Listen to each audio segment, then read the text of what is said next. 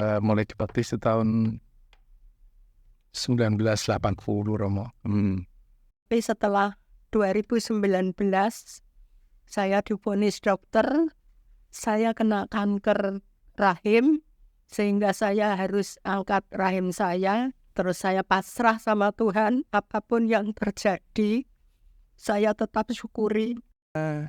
Saya percaya, Romo, bahwa Tuhan itu mencintai saya, mencintai kami.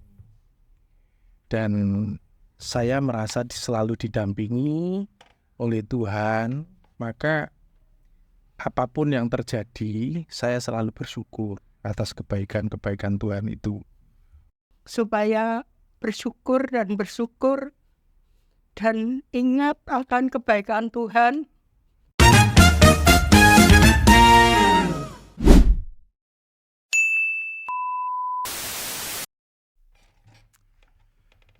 Selamat pagi, berkah dalam pada Pak Agus dan Bu Agus.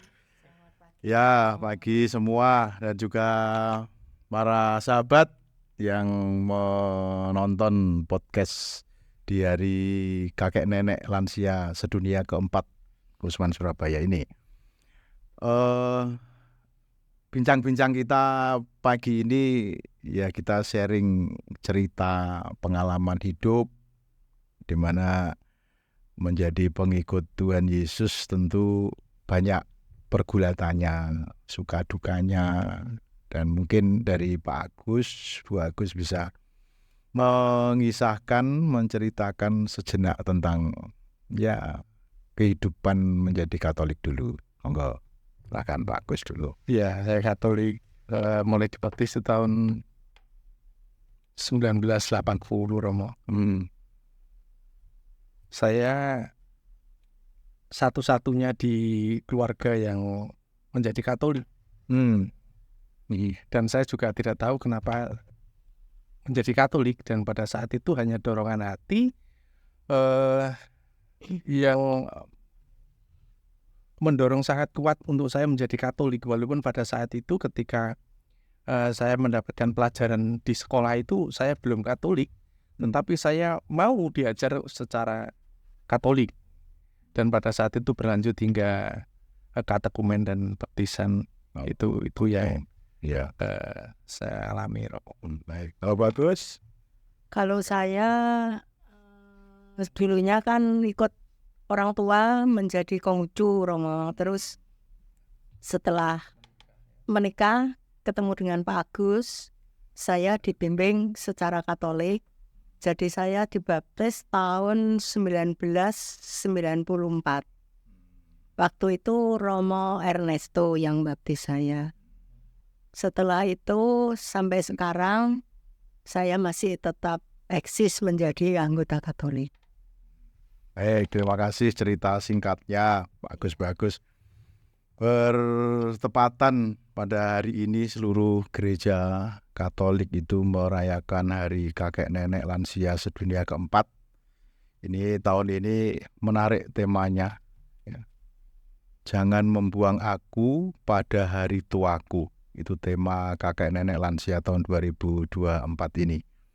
Mungkin baik dalam bincang-bincang sharing singkat ini, Pak Agus, Bu Agus bisa men-sharingkan apa artinya menjadi kakek nenek dalam keluarga. Di dalamnya ada suka dukanya, lalu bagaimana mensyukuri masa yang indah, kita pandang indah ya, menjadi kakek nenek dalam keluarga dan kehidupan jenengan berdua. Enggak, siapa dulu? Pak Agus dulu, sorry.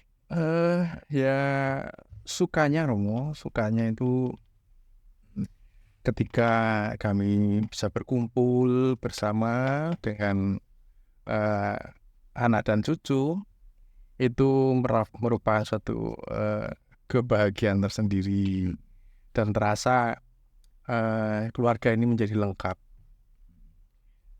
Dan apalagi kalau kita melihat anak-anak itu hidup damai dan rukun, itu yang menjadi harapan lah, menjadi hadiah yang tersendiri dari anak untuk orang tua. Jadi sampai saat ini sih kami tidak menuntut apa-apa. Yang kami harapkan kan memang anak-anak ini bisa mandiri, bisa artinya bisa berbakti kepada orang tua, kepada gereja, ikut terlibat, itu menjadi kebahagiaan bagi kami. Baik, bagus. Kalau bagus, apa yang dirasakan dan dalam rangka mensyukuri segala pergulatan perjalanan hidup ya sampai detik ini, selalu tetap diberi kesempatan oleh Tuhan untuk bersama-sama Pak Agus dalam hidup itu, sudah menjadi kakek nenek. Ya, cucunya berapa?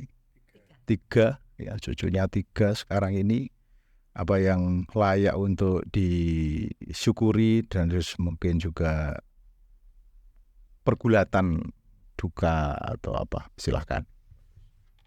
Ya, selama saya nikah dengan Pak Agus sudah 36 tahun.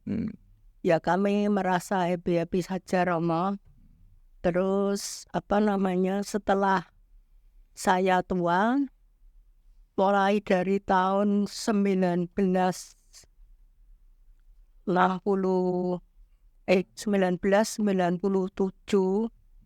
saya kena tulang pinggul saya keropos sehingga saya harus operasi. Setelah saya operasi, saya berjalan kembali dengan normal.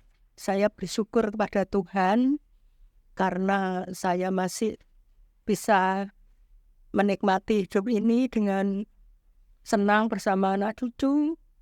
Tapi setelah 2019 saya divonis dokter, saya kena kanker rahim sehingga saya harus angkat rahim saya di usia yang 65 tahun.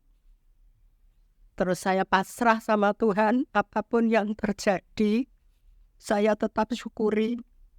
Karena saya harus mengikhlaskan kandungan saya dibuang. Tapi itu adalah kehendak Tuhan, saya juga ikhlas. Setelah saya selesai operasi, saya dikemo sampai 6 kali sehingga saya gundul, saya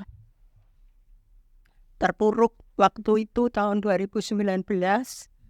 Terus tahun 2020 saya sudah dinyatakan sembuh oleh dokternya. Ya bersyukur karena saya masih bisa menikmati hidup ini.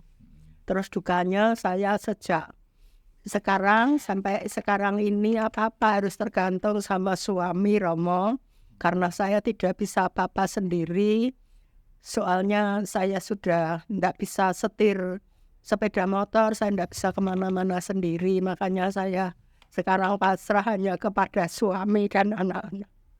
Demikian. Ya, baik. Semoga pengalaman Pak Agus, Bu Agus, apalagi tadi yang disaringkan tentang pengalaman sakit, Bu Agus tetap diberikan kekuatan ya, semangat Saya terus. bongkar pasang di meja operasi sampai 4 kali Romo. Iya, makanya ya bersyukur bahwa sosok Pak Agus masih diberi kesempatan Tuhan untuk selalu mendampingi. Bu Agus ini layak untuk disyukuri. Iya. Ya. Baik, yang terakhir dari pengalaman jenengan ini, apa yang bisa dibagikan atau nasihatkan kepada anak cucu penerus ya, karena jenengan berdua paling tidak sudah melewati masa-masa di mana kami yang masih muda ini belum sampai ke situ.